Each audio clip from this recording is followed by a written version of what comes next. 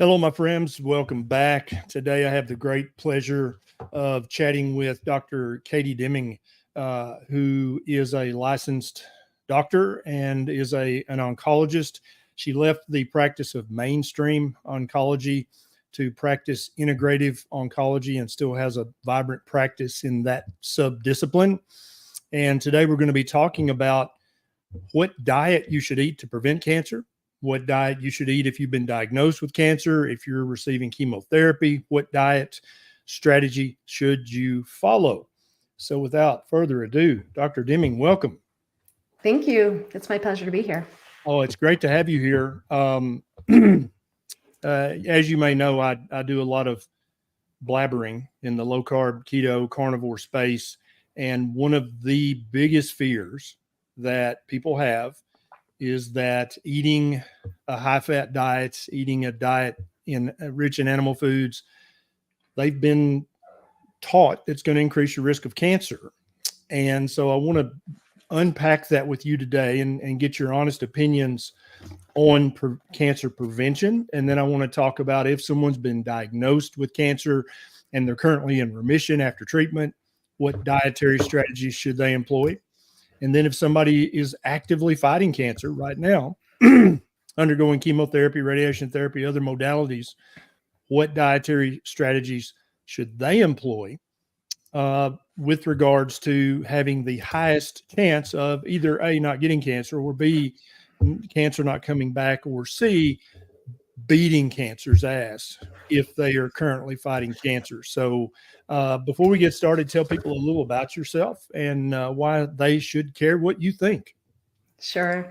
So I am a radiation oncologist by training. So I did my medical school and residency all at Duke University and practiced in the Pacific Northwest for 16 years as a radiation oncologist and healthcare leader. So I led end-to-end cancer care for a large healthcare organization. And right before I made the decision to leave Western medicine, had actually been nominated to run all of cancer care for one of the largest healthcare organizations within the US. Would have been responsible for 12 million Americans, screening, prevention, all the way through diagnosis, treatment, into survivorship or end of life. So I have a very deep understanding of the Western kind of framework of cancer care. And what happened in 2020 was that I had a near-death-like experience that just shifted my perspective, and I saw what we were doing wasn't right. And that led to a huge life change for me, where ended up leaving Western medicine, getting a divorce because my husband wasn't on board, didn't understand that why would I give up financial security to do this? But I felt so convicted that what we were doing wasn't right that I had to leave. And now I have a practice called Conscious Oncology, and diet and nutrition is the foundation of that practice. But we also focus on, in addition to diet and supplementation, water, because water is more than we've been taught, and physical practices like circadian biology, emotional work, mental work, and also spiritual work. And when I say spiritual, I'm more talking about becoming in tune with who you are authentically rather than saying people's beliefs. So that's what I do now. So when you changed your paradigm, you really changed your paradigm, didn't you? Absolutely. Absolutely. I love that. I kept my wife, but I completely changed the way I practice medicine. And I also changed the way that I practice husbandry to my wife. I'm a better husband now, and also to my children. I think I'm a much better father because of the way I altered my paradigm to think about the world in what I consider a more proper way now.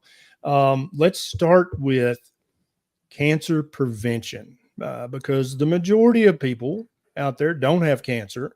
They're not cancer survivors. The majority of people have never had cancer. At least they don't know it if they have. But they're very concerned. They're very worried because we get constant scaremongering from mainstream media. And also we just know intuitively that there's a lot of young people getting cancer now that did not used to get cancer. Me as a family physician, I see a much stronger signal now in 20 somethings and 30 somethings developing late stage breast cancer, late stage colon cancer, which when I started practice, in the early 2000s, you never saw that. And so let's talk about prevention first, and then we'll go into the other topics. Sure. Well, I truly believe that cancer, along with diabetes and neurodegenerative disease and obesity, are all conditions of our modern lifestyle, that we are living disconnected from the nourishment that we were designed to receive. And then we are experiencing unprecedented levels of toxicity. And, toxicity can be in the food that we're eating. So excess sugars, processed foods, too many carbohydrates just in general, but it also can be emotional toxicity. So, there's a lot that is projected at us in the society. You just turn on the news to see all of that. And same thing with thoughts that are being projected, as well as disconnecting us from who we are. We're being conditioned to become people that fit with the society's narrative. And cancer was not something that we saw in societies that lived kind of according to nature. And if you look at the work of Weston Price, who was a dentist actually, that studied civilizations that were untouched by the Western world. This was in the 1930s. So this is not that long ago, only, less than 100 years ago.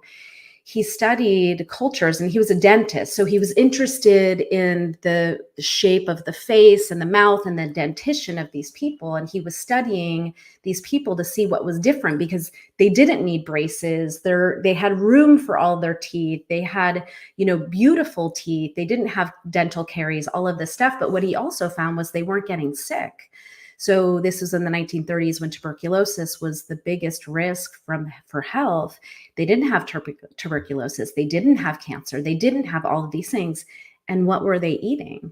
They were eating the diet that we were designed to eat, which most of them were eating a lot of meat and a lot of fats, right? Yep. And so this is just an example of, I think, where we've been led astray to think that we're supposed to be eating all of these, fruits and vegetables and all this stuff. Like, you go into the grocery store and that's supposed to be like what we're eating, but we were never designed to do that. And never mind that a lot of that is genetically modified. So I think that we've been led astray on multiple levels. And this is why we are seeing astronomical levels of cancer. So today's statistics are that 1 in 2 men will get cancer in their lifetime. This is in the United States. And 1 in 3 women will develop cancer in their lifetime. Breast is the most common among women. Yeah. And this is increasing. And this is part of what I was seeing, that I was just seeing this, the people were coming in younger and younger. And I'm like, if we are doing such a good job, we are missing the boat, because something is wrong here if younger and younger people, just like you described, are coming in with cancer. And so I think that this all comes down to lifestyle, and that it's, the things that you're teaching are exactly the things that are right on for preventing cancer. And if you look at the work of Otto Warburg, yes, who's a Nobel Prize winning physician and biochemist, he basically explains that cancer is a metabolic condition. Yep. And that cancer is related to, basically, you have a switch from using oxidative phosphorylation for the cellular metabolism, which requires healthy mitochondria. Cancer, by definition, are not using oxidative phosphorylation. They're using fermentation. So they're creating lactic acid, and the fuel for the cancer cells is glucose. And that his assumption about this was that cancer is related to mitochondria, which is way, he was so ahead of his time. Right now, everyone's talking about mitochondria, but that really this is a shift from using mitochondria to create our energy and shifting into fermentation and basically creating this acidic environment. But the cancer is preferentially using the glucose. And so when you think about this, is like, we need proper nutrients in our cells to have healthy mitochondria, right? So we now live in houses, we've got technology, we are totally disconnected from our day-night cycle. And that if we want to have highly functioning mitochondria, we need to, it doesn't like mean that we have to eschew modern technology and the modern lifestyle. It's to understand what the modern lifestyle is doing to our health, and then making sure that we are detoxifying those things that are increasing toxicity in the body, and we're nourishing our body with the things that it is intended to receive. And so for me, I think about cancer as an increase in toxicity and a lowering of the body's natural functioning or immune function, because cancer is a natural process. We have cancer cells in our bodies all the time. Yes. But when you have a healthy functioning immune system and a healthy body, your body takes care of that. It's not until we have this imbalance, and it also doesn't happen overnight. This happens over years and years, and like cancer takes years. We always would tell people this didn't develop all of a sudden. This has probably been going on maybe 5-10 years to go from one cell to a 1 centimeter size tumor, which is 1 million cells in a centimeter. That takes a very long time. And so this is just for prevention. And this is what I really wish that I could do. I'm like, I want to get ahead of the, curve and catch people before they have cancer. But the truth is, most people don't listen to me until they have cancer, which is fine. So I've accepted that. I'm like, and also those are the people that are ready, because this is the thing is, it requires radical change from the way that we have been conditioned to live and the convenience of the food and stuff, but it's toxic for our body. And so what I love about helping people with cancer is that they're cracked open, and it's like they're ready to make these big changes. But I love that you brought me in to talk to people who don't have cancer yet, because you're doing the things that are going to prevent them from landing in my office later on. So thank you. And that's exactly my goal. Not only do I want to prevent heart attacks and strokes and diabetic complications, I want to prevent cancer in my patients, but also in people I've never met all around the world. So if I heard you correctly, you said that not only is our modern nutrition deficient in many nutrients, but also it's full of inflammatory, unnecessarily high in carbohydrate stuff that is going to provoke cancer. And I love your what you said, because so many people and many doctors don't know what you just said to be true, is that over in a week's time, me personally, I probably develop from 1 to 100 cancerous cells in my body. That's just normal. That just happens. If you're alive, you're producing cancer cells occasionally. But what you don't want is you don't want to feed that cancerous cell so it actually is able to get hold, develop a blood supply, and start to become a tumor. And so it's just like your gut bacteria. You have billions of bacteria in your gut right now, but you don't have a gut infection. You have hundreds of millions, if not billions, of bacteria on your skin right now. Everybody watching this, including you have billions of bacteria on you right now. That doesn't mean grab the antibacterial soap. That's natural and normal, but you don't have a skin infection. It's natural and normal for you to develop a cancer cell fairly regularly from some of the research I've read, but that cancer cell is going nowhere if you have a calm, educated immune system and you have a good, proper human diet and you live a proper human life. That cancer cell is going to be immediately detected and destroyed. Did I get that right? That's correct. That's absolutely right. And I really want to go through and talk to people about primary prevention of cancer. Let's dig into that more, because I think you're right. The average person, they're living their life, they're working their career. They're like, I feel fine. I'm sure it's fine. I've just got this little lump or this bump or this thing on my skin that won't heal. No. If you have any, especially in today's milieu, if you have any kind of weird sign or symptom, you got to let your doctor check that out right now, because Dr. Deming will tell you, you do not want your breast cancer diagnosed at stage 4. You do not want your melanoma diagnosed after it's metastasized. You want to catch this stuff as early as possible. So early screening, if you have any weird symptoms or signs at all, please do that. But then also, please understand that, in my opinion, diet is one of the biggest factors. But I think you would say that cancer development is multifactorial, and I totally agree. But I think that we can put weights on the different factors. Like, this is hugely important. This is big important. This is somewhat important. This is probably important, but we're not for sure. Let's talk to just an average 30-year-old woman. And let's talk about the things that she's doing. If she's living just an average life in modern society, what is she doing that's actually encouraging cancer once it, because we know the cancer cells are going to form.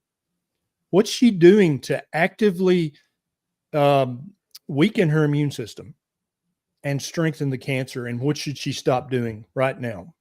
Well, I think most people are eating convenient processed foods, eating a lot of takeout, which there's the seed oils, it's inflammatory. I think, and it's like, I do the same things. Like, I just think that this is just what we've been conditioned to do, but understanding that eating those foods are inflammatory in your body, they're putting additional stress on your body.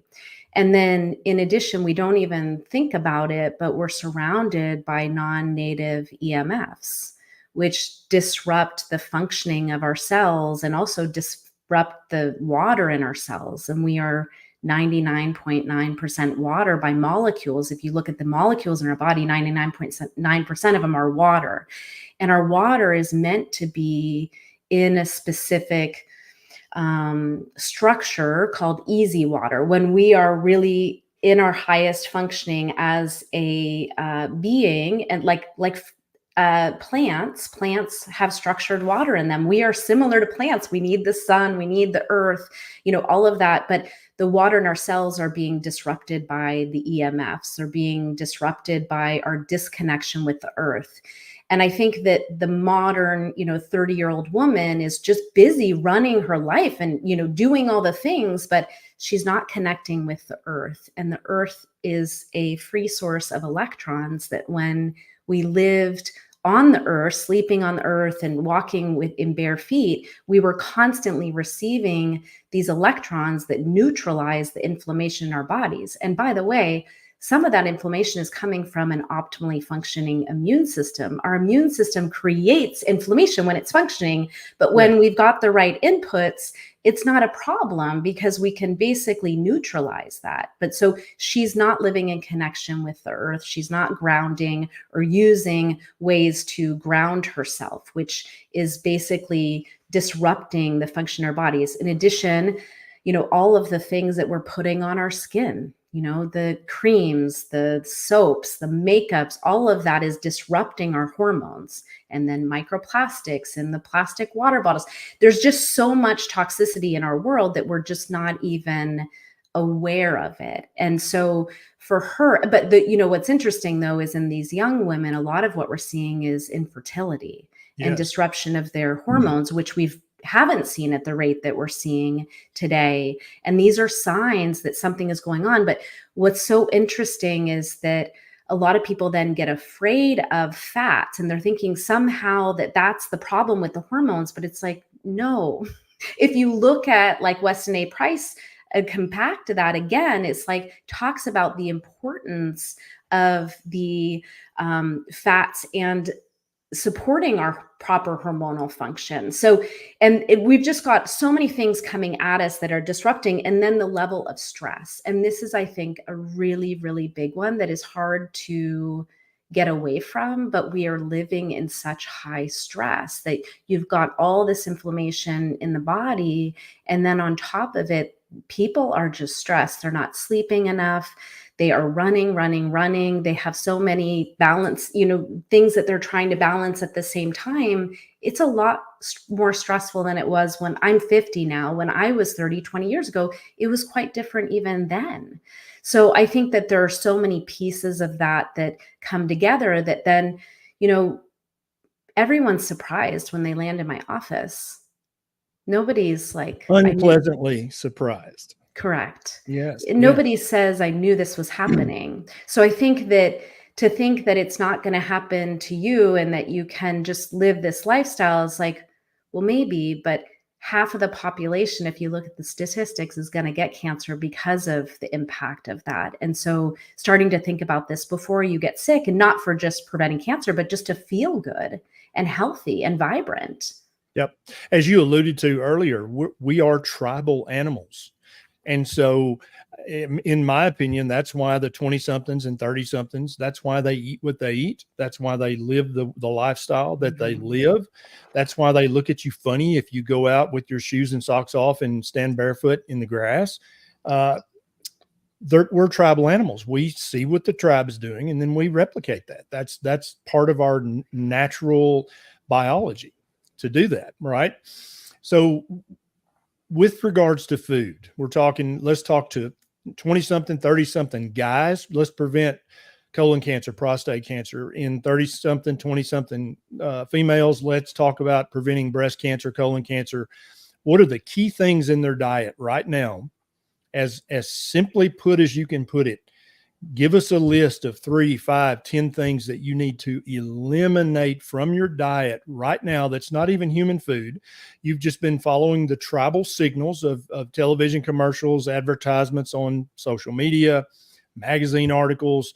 What should these young people get out of their diet right now to prevent or lower the risk of developing cancer?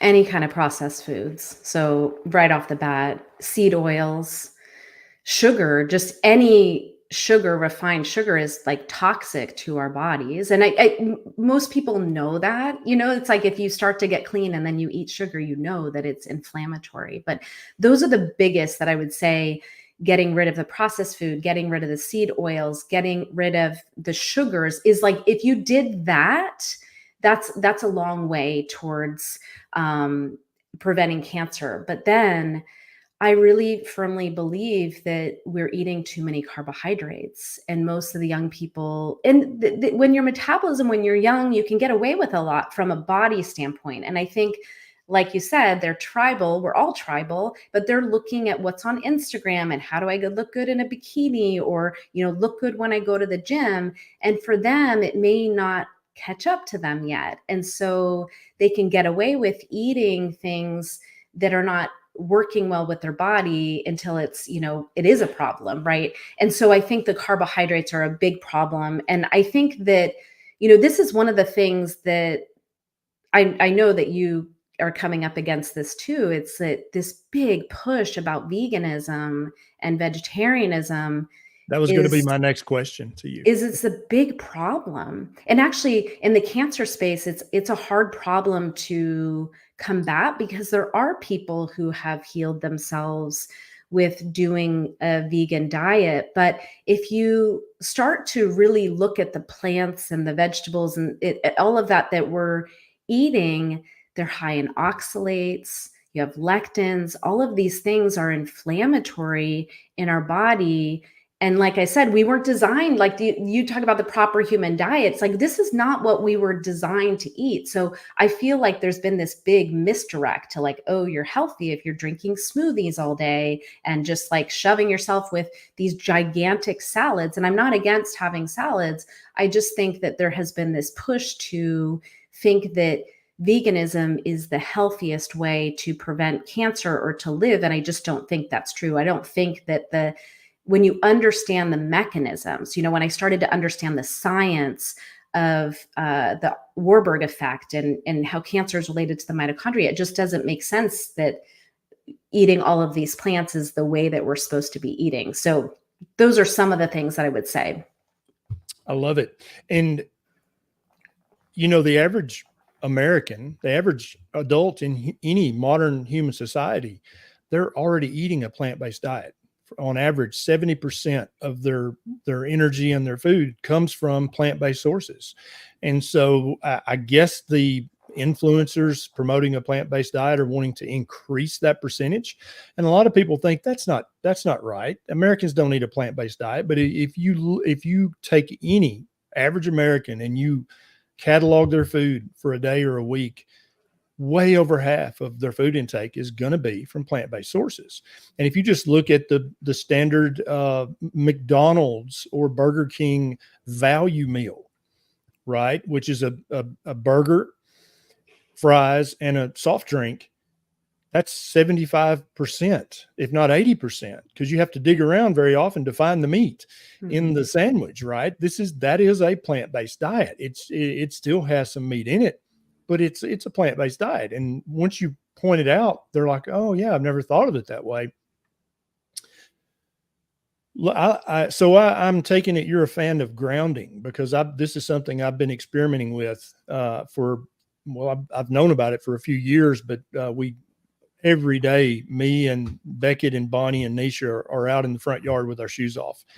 And I don't know, the research is not currently compelling, but it sure makes a lot of sense that we were in contact with the earth and receiving those electrons it donates for millennia. Even after we developed shoes, those shoes are made of leather or they were made of some plant fiber. When we slept every single night, we either slept directly on the ground, we might pile up some leaves or straw, but you still are in electrical contact with the ground.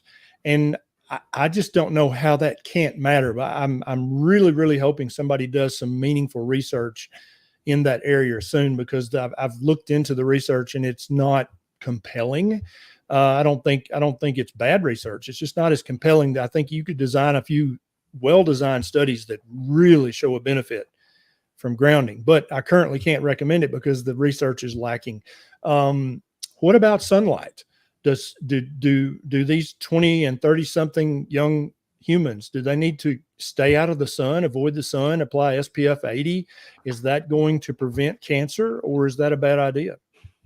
Yeah. So I think I'm one of the few oncologists that are saying, leave your sunglasses at home, leave the sunscreen. We need to be in the sunlight. And actually, vitamin D is a very potent antioxidant, and many people with cancer are deficient in vitamin D. And so my approach is I think that the sun carries so much information for us, from the red light in the morning and the evening to, people pay big money to use red light, but it's free every day. So in the morning, I get up and I face east and I walk with my dogs, because that red light is important for my cellular function. And I do the same thing in the evening. And then midday sun to get your vitamin D is also very important. But I realize that this is like, you don't want to go out if you haven't been out in the sun and then just like bake in the sun, for an hour. You want to do it incrementally. And that's where the sunglasses come in. That part of the problem is that we are mixing the signals for our body. Our bodies are designed that when we go out into the sunlight, we receive that information through our eyes, and it tells our body to produce melanin, which creates a tan that prevents sunburn and ultimately skin cancer. But when you're wearing sunglasses and you go out in the sun, your body is not getting that signal. So you're not developing the melanin, and then you do burn. And so what I tell people is that I only wear my sunglasses when I'm driving and there's like a glare. But when I'm outside, I try to not wear sunglasses, just so that my body can recognize I'm in the sun and producing melanin. And then I use an app with my clients called D-Minder, about going out to get vitamin D from the sun, because I live in the Pacific Northwest, where the sunlight, for most of the year, I can't get vitamin D from the sunlight. So I have a UVB B box to help to supplement with that. But basically, you can use this app to get the vitamin D that you need, and it'll tell you how much is safe sun exposure. I know some people say go out and spend as much time as you can possibly in the sun without burning. And I do think that that is a reasonable option, because they're not burning. If you're burning, then there's a sign that you've been out too long. But what I like about the D-Minder is it feels safe for people to know, okay, I'm going out with an intention to get the vitamin D, and then, going in after that. I do not use sunscreen. Let me say that. So when I've been on vacation and you're out with your family for hours out in the sun, I will put some sunscreen on, just for the sheer exposure and the time in the sun. But sunscreens are toxic. And I think that for the most part, we don't need them. So that is those two pieces. And actually there's a dermatologist, Dr. Wallace I think he's in Edinburgh, who writes about this, about both sunscreen and sunglasses and the risks associated with those of, like, our body's not getting what they're designed to do. And also the thing is, the dermatologists would say, oh, skin cancer and all this stuff. But for millennium, we've been outside in the sun and we didn't have astronomical rates of skin cancer. Skin cancer only became a problem in the past, I don't know, like for sure in the past 100 years, but probably like only a couple 100 years. So what has changed there? Oh, well, by the way, we're slathering ourselves with sunscreen. We're staying out of the sun. We're wearing sunglasses all the time. And I think it again comes back to that, like, as a tribe, we're doing what everyone else says to do, but it's disconnecting us from what we've been doing for millennium. So for me, with my clients, I'm always like, let's just go back to like, what were we doing before we lived in this modern society? And maybe we take our clues from there. Yeah. And I take your point very well. So when a dermatologist says, even though we've been playing in the sun for millennia, mostly naked, now starting in the 1970s, roughly, the sun is very dangerous. You should slather this sunscreen on. It's bad for your eyes. You should wear these sunglasses. That, to me, and this is how I look at everything when it comes to health, medicine, and nutrition, that's an extraordinary claim. That's a huge claim, right? And so you better have good evidence. And so what we should have seen, if that is correct, is when everybody started slathering on sunscreen and wearing sunglasses, we should have seen a distinct decrease in the rate of skin cancer, right? Or at least in people who do use the sunscreen and the sunglasses and all that. They just shouldn't get skin cancer, right? But we don't see that signal at all in the research. We see just a steady progression in skin cancer rates. So I think there's nothing that makes me think, ooh, the sun may be dangerous. We better hide from it. That's an extraordinary claim, and I think it's foolishness until you present me with some compelling research that's not done in donated dead foreskin from babies. That's where a lot of the skin cancer research was done. It's like, that doesn't really tell me much, because first of all, that's not exposed to sun a lot anyway. And secondly, it's dead tissue. It's not living human tissue on a human body. So now let's talk about fiber. I'm very active on Twitter, X. And even though I do not believe that fiber is an essential nutrient, I do not believe any research compels me to believe that eating lots of fiber will decrease your risk of colon cancer. I still get constant tweets saying, did you know fiber, fill in the blank? Do we need a daily large supply of fiber in our diets to prevent colon cancer? I would say no. If you look at the diet that we ate, when we were hunting and gathering, we weren't getting a ton of fiber. And so again, I think that's a misdirect. And especially with colon cancer, it's a big misdirect. Like, I think it was recently I saw on Instagram, it was like I don't know whether it was what society, some colon cancer society, and they were saying that you should not eat a ketogenic diet because it doesn't have enough fiber. And I just wrote there, I'm like, this is not correct. You are spreading information that is incorrect.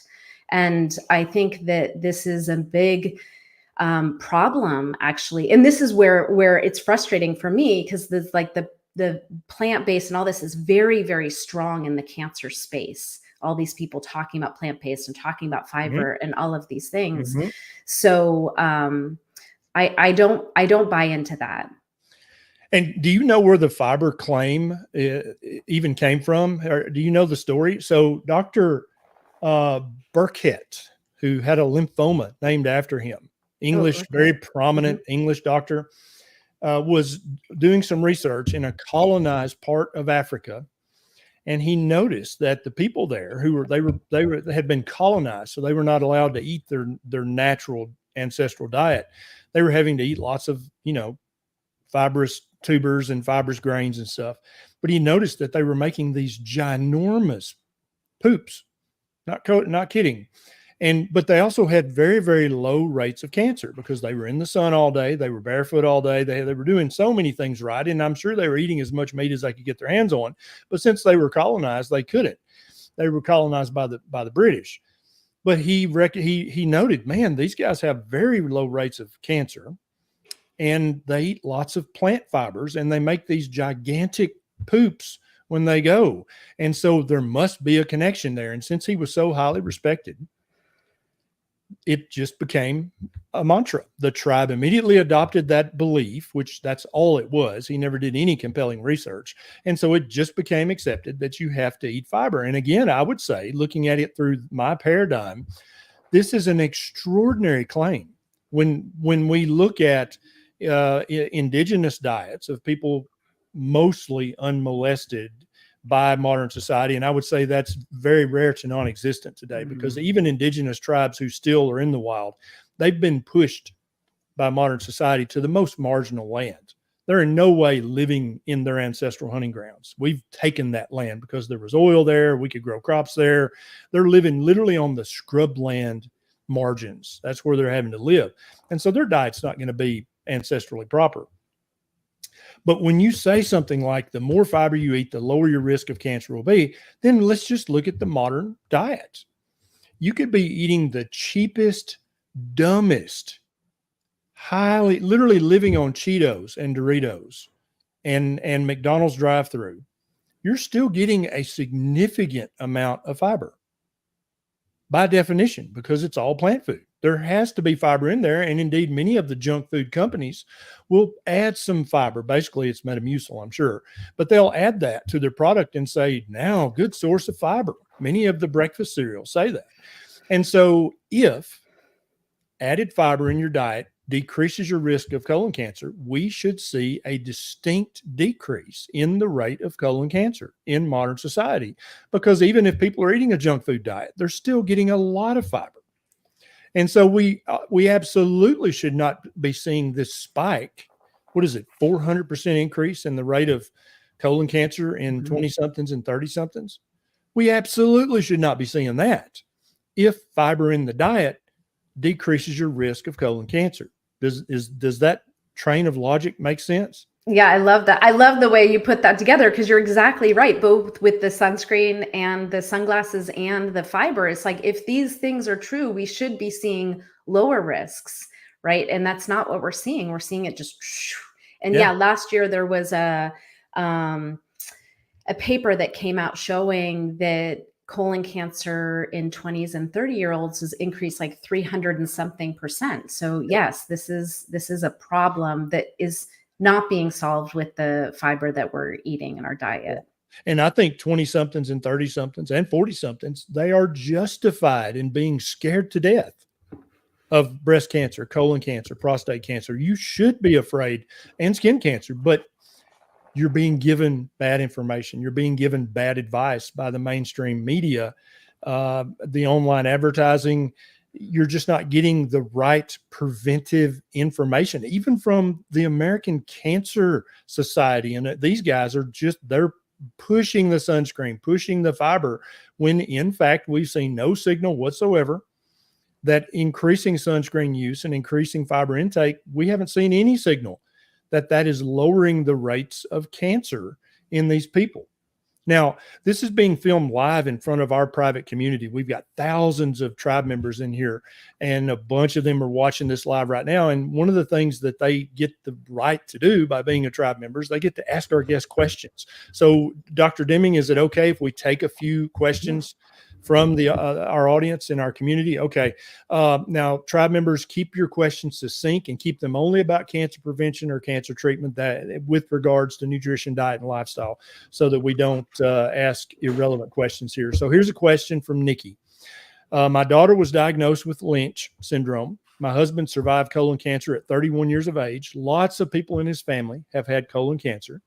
Is she predisposed to getting cancer. So how big of a deal is it if you have colon cancer or any cancer that runs in your first degree relatives, second degree relatives?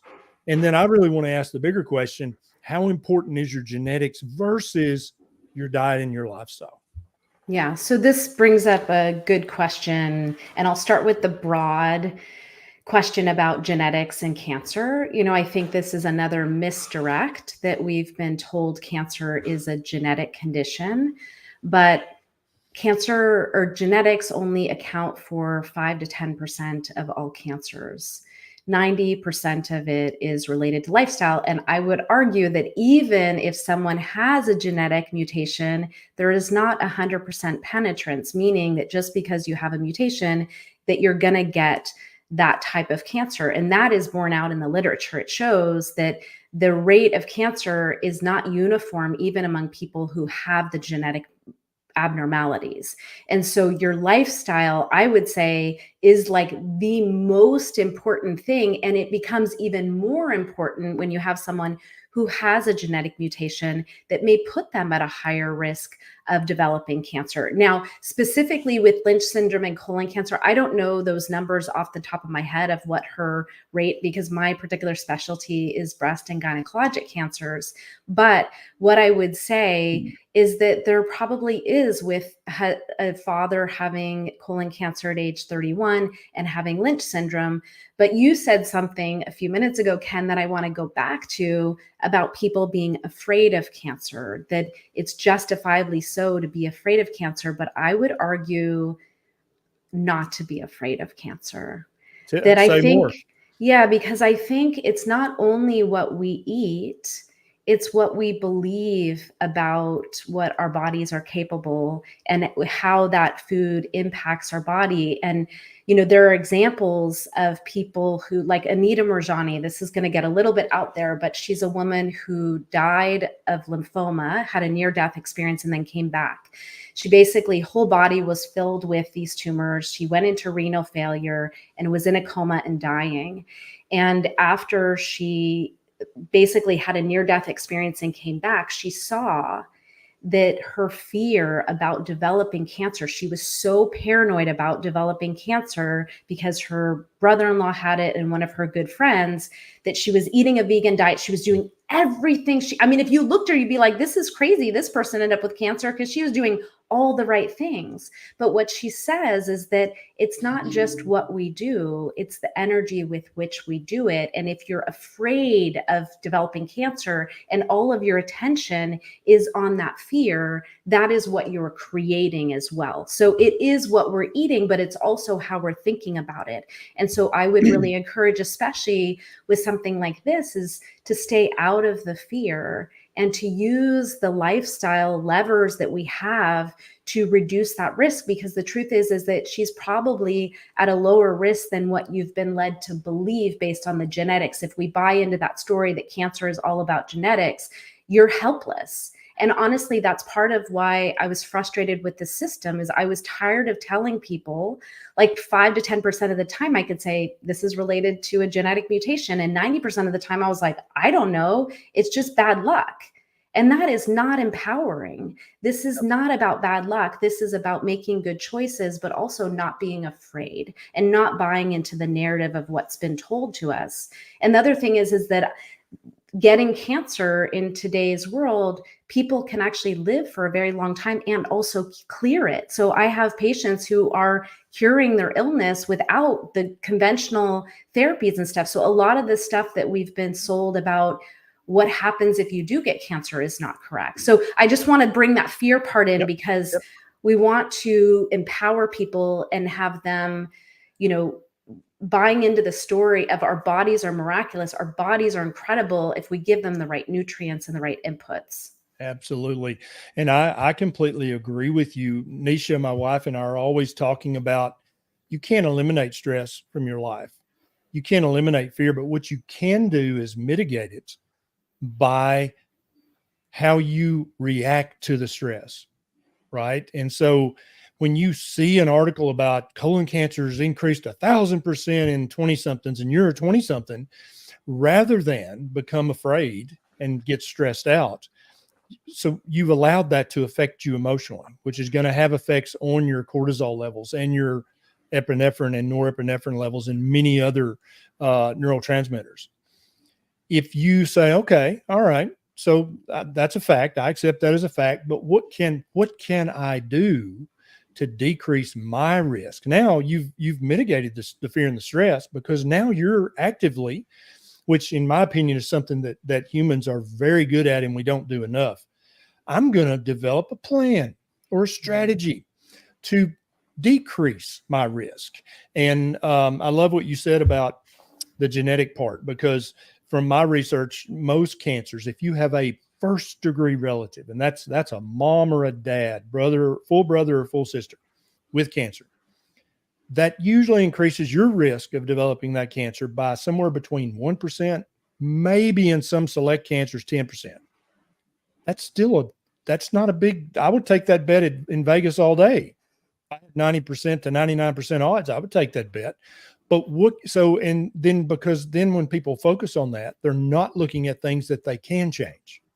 They're not looking at risk factors that are, in my opinion, much, much bigger than your genetic risk.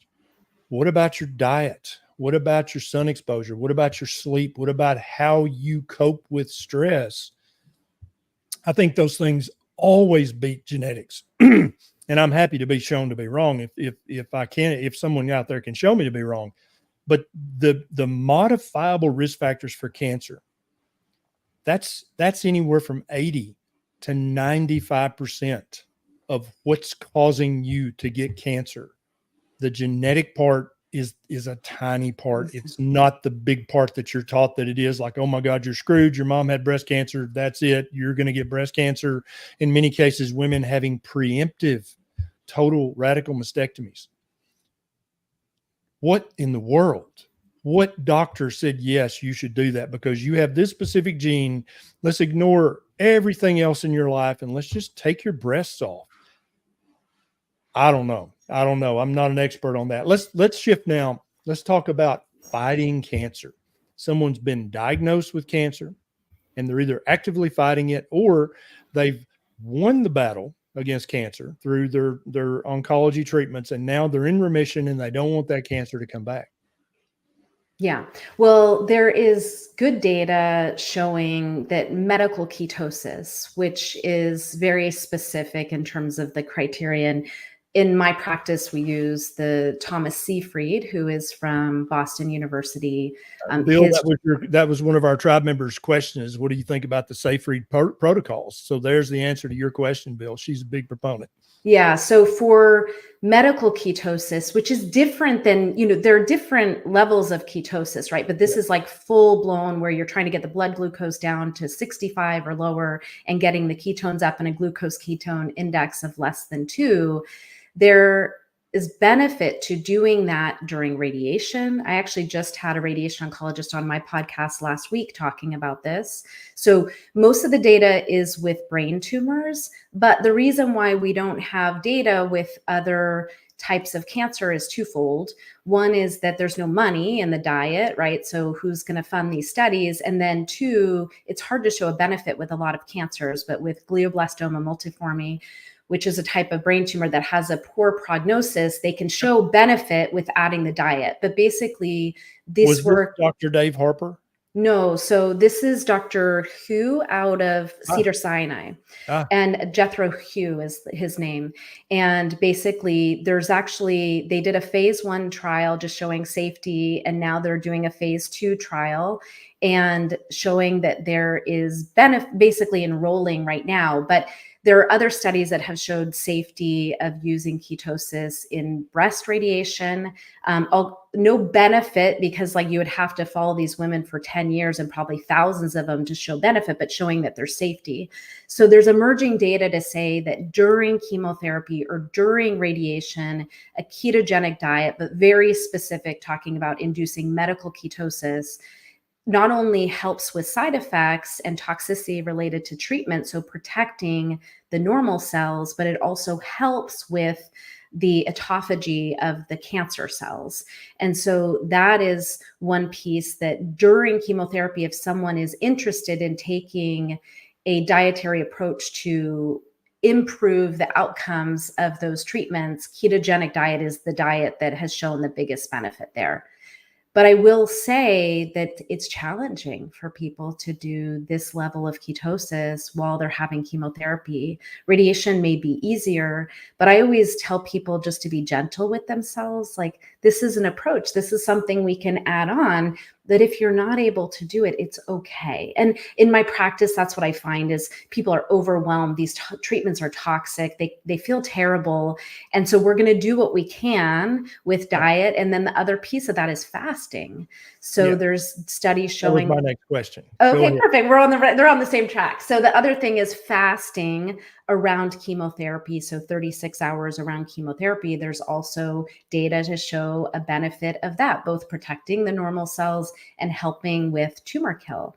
And so these are two approaches for diet that you can use, but I will say you have to be highly motivated.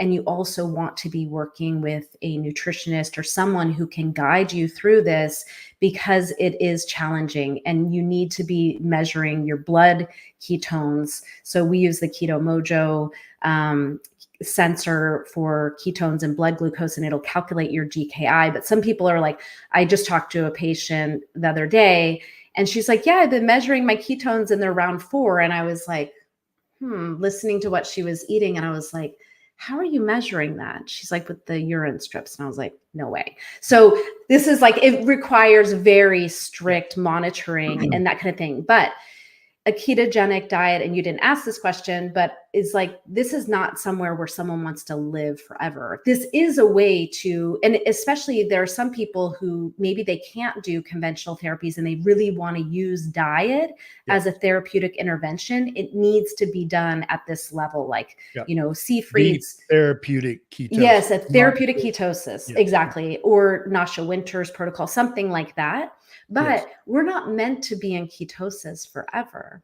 And so this is something that you employ either as a therapeutic strategy during treatment, or if someone really has no other options, then they're going to do it for a period. But then what I like to do is cycle people in and out of ketosis so that we're getting a balance, because our bodies aren't meant to be in ketosis forever. So. Gotcha. And then again, if somebody's currently fighting cancer, what about fiber? Should they really be prioritizing fiber? Is that somehow going to help their body fight the cancer? Or is that, again, just kind of a extraordinary claim that there's no research to support? What does the literature say about that after the diagnosis of cancer? I don't know of any data that shows that adding fiber into your diet while you're receiving treatment for cancer changes the outcome. A lot of the claims are around prevention. Yep. And what about the magical phytonutrients that occur in plants, in the bright colored plants? Because I have seen this advice given before to people fighting cancer, is that you need to be eating all the polyphenols, all the resveratrol, all of the, the blueberries, ossie berries, all this.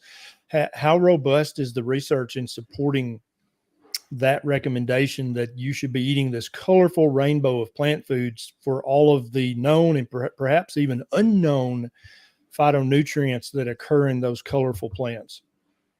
I know this is like a tough one, because a lot of the studies like isolate these nutrients and then say there's benefits of using these phytonutrients in like mouse models or whatever it is. And I don't know that that's really in humans. Do we have studies to say eating those? I haven't seen them. I thought maybe you had. No, I haven't either. And so it's unclear to me that data exists. And this is part of the, what I'm up against is, there are these groups, these cancer groups that are saying that nothing but the rainbow, like all day long, these people are eating so many fruits and vegetables and all of this, that it's it's hard to wrap my head around that. I don't even think our body can process all of this. We're not like, we don't have the gut of a cow. We are, carnivores. And so I'm just not sure our body can process all of that. So the data is not compelling around like this nutrient in the diet, that there's actually a benefit of adding these things. And I think it's confusing. To be honest, it's confusing in this space. And I'm confused.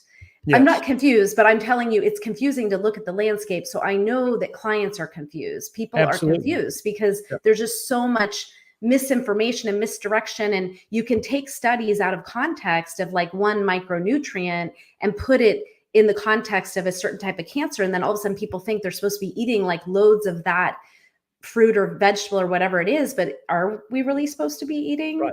Yeah. And this is something I see all the time. Some of the larger vegan accounts on Twitter will be like, did you know that a cup of blueberries a day, and they literally will make all of these claims that it's either anti-cancer or that you should eat them if you've been diagnosed with cancer. The research is disastrous. And very often when I look up their link, it's a mouse study. And sometimes it's an in vitro mouse cell model. It's not even in mice. It's in a group of cells in a petri dish. And so you can imagine if you were somebody who's been diagnosed with cancer and you're scared to death, you're looking, you're searching, you're trying to find an answer. And then you come upon this. And then so based on that recommendation, you start eating all of the extra glucose, fructose, and sucrose that comes in all of these colorful fruits and berries and vegetables. Then we're back to the Warburg effect again, right? We're back to you're literally just eating sugar. Cancer loves sugar. And so let me ask you about that. And then I want to talk about one of my biggest fears as a young doctor when I was doing the general medicine part of someone who'd been diagnosed and they were getting treatment at the oncologist, but I was taking care of the general medicine stuff. Let me just jump to that now. So very early in my career, I was trained that the worst thing that could possibly happen to somebody who's been diagnosed with cancer and they're seeing their oncologist. And so they come to see me for blood pressure refills, lab work, whatever, is you do not want them to lose weight. That is the worst possible thing that could happen. At all costs. Was how I was treated. Like literally, I don't care if you have to start an IV of powdered donuts. You do not let this person lose weight. And I would tell them, you need to be drinking Ensure. I don't care. Drink 10 a day. I don't care. You cannot lose weight. That's how I was trained. Now, what do you think about that model? And what do you think about the Ensure, the Boost, the Carnation Instant Breakfast, the Glucerna that is pushed on? And then in many cases, after their chemotherapy treatment, they're given orange juice and a donut. Is that appropriate? So the interesting thing is that I was guilty of this as a radiation oncologist, because this is what I was taught, that calories are calories. It doesn't matter if it's coming from a donut or whatever, and that we're just playing a calorie game when it comes to cancer. And as I've understood the Warburg effect, I realized that is just flat wrong. But I would say, you definitely don't want to be doing these high calorie smoothies, especially, or, Boost or Ensure or Carnation Instant Breakfast. All of those are just like sugar. It's basically just straight sugar. And so I think, and this is actually one of the things that on the podcast that I just did about radiation and ketosis is that, one of the biggest objections that you're going to get when you talk to your doctor about doing a ketogenic diet during radiation or chemotherapy is weight loss.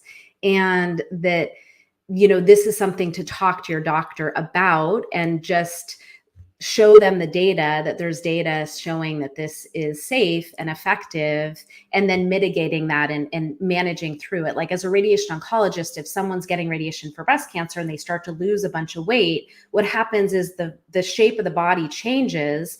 And so it changes kind of the dose, and there's certain factors that may need to be replanned. But the truth is that even with that, they would have to lose like 10 pounds in 3 weeks to have that take any effect. And most people, they may lose some water weight, but you're not going to lose it in your breasts that much that you're going to change the separation. So I think some of it is educating the doctors as well, but I think that's a tall order because there's such a lack of information. But I think this is a big problem you highlight there. Yeah. And as a primary care doctor, I did not think in any way educated on oncology. And so I took this as gospel. These people cannot lose weight. It doesn't matter. And so I would literally tell family members, whatever you can get in them, do not let them lose weight. Not so much because I mean, obviously we know that cancer patients can become cachectic. They can have this just ravenous, because the cancer is basically eating all the food that they eat. It's taking it away from them, almost like a parasite in the gut. That doesn't, and so in that respect, the weight loss is an ominous sign. Oh God, the cancer is very advanced, like it's getting all the nutrition instead of the patient. But that does not mean that doctors should not recommend ketogenic diet and intermittent fasting for their patients with cancer. We've got to get over this irrational fear of weight loss, because I don't think that if a cancer patient is losing lots of unhealthy stored fat, that's probably helping their body fight the cancer, not hindering their body. Is that rational? Well, yes. Well, and I'll just share a story, because 2 of my clients who have had what we've described as radical remissions, meaning their cancers disappeared without conventional therapy, both of them, we did a prolonged water fast, and both of them were quite thin and lost down. One started at 114 and she went down to like 104, and she's like 5'4", and most doctors would be freaking out. But what's amazing is on Friday, she went to have her mammogram, and they kept coming and asking for more images and more images. And they're like, we can't find the cancer. So I would argue that I don't think the weight loss is an issue, and this is, you were pulling the mechanism of autophagy in there, but I think these are the stories. And unfortunately, the data, the big data is not going to come out about fasting and diet ever, probably, because there isn't the money to do these big studies. And so it's an uphill battle, I think, educating the physicians. I totally agree. And I think that's one of the most important aspects of the battle, because a well-educated primary care doctor can alleviate a lot of the stress for the patients and alleviate a lot of the fear. Now, let's get back to this water thing you talked about earlier. I have been studying structured water, metabolic water, laminar flow, and many other things for several years now. I don't talk about it publicly a lot because, again, just like with earthing or grounding, the research is wholly uncompelling. We need better research in this field. Tell me what you know and what you think and what you believe about water. I'm very intrigued by this topic. I think there's something there, but I don't have any research that I can stand on to say, yes, this is a big deal. But I'm very, very interested in your thoughts on this. Okay. And I want to answer this question, but I have a question for you. Sure. This was scheduled for 1 hour on my schedule, and I had another appointment. So I just need to let them know, how long is this call scheduled for? We can wrap up in 5 minutes if that's okay. Okay, perfect. Yeah. So let me answer this question, and then we can wrap up, just because I have people waiting for me. Yeah, sure. So this work comes from Gerald Pollack, who is a professor at University of Washington. And what he showed was that water does not just come in 3 phases. There are 4 phases to water. Yes. And that 4th phase is a gel-like phase. And that water in plants is in this 4th phase. It's structured water. And that's why people who, like nomadic tribes who could live in the desert, could go without water, because when they would eat the plants, they would be getting this structured form of water, and that is very hydrating. And so what Gerald Pollack did was basically do the studies to describe that. And I won't go into too much detail on that because I don't think we have time. But basically, the concept is that when our cells are functioning properly and we have properly functioning mitochondria that are making ATP at a good rate, it basically helps with the structuring of the water in our cells into this hexagonal or gel-like structure. And that hexagonal water helps with the conduction through our body. And I would direct people to Tom Cowan's book called The Cancer and the New Biology of Water. He talks all about this and really gives the science and ties it into the mitochondria, which I love. And so this is all tied together. And it also ties into the ketogenic diet, because basically easy water is enhanced by a ketogenic diet and a high fat diet, as well as infrared from the sun. So the sun helps us structure our water and our cells, just like it does with the plants. The earth also helps with the structuring of our water. So this just comes back to all the things, but we are water. We are like bodies of water, and our water is full of toxicity, right? So this comes back to like, we need to detoxify our body. Cancer is this balance. And within our cells, it's like detoxifying the water in our cells so that we can become clear, and also giving the nutrients that are needed to structure the water in our cells. But in terms of the data, you know, a lot of it is not in human studies, but like there's a water conference, like a world water conference in the fall. I'm going in October to Lisbon to that conference, where they have, you know, amazing scientists talking about all the aspects of water. And I think more and more will be coming out about this as people are really jumping on and starting to study it. Yep, I hope so. Dr. Deming, this has been fascinating. Thank you so much for doing this. I apologize for keeping you over time. You're just too interesting. It's your fault, not mine. We'll have to get you back for a second hour sometime, if that's okay. Tell people where they can find you if they really resonated and want to know more. Sure. So my website is phdhealth.community, and I have a podcast called Born to Heal. And on the podcast, I share what I wasn't taught in Western medicine about cancer that I really thought I should have been taught. So I'm bringing guests on to teach me and also share with my audience so that I can share the things that I'm learning about how the body works. I love that. And also, if you would like, you can send me any links. Just email Alyssa. And then also any research studies that you think particularly show benefits of keto, fasting, anything else you want to send me, the water stuff. If you maybe you've got research I don't know about, please send me those links, and I'll put those all in the show notes. Thank you so much for doing this. You're welcome. Thank you for having me. Bye-bye. Bye-bye.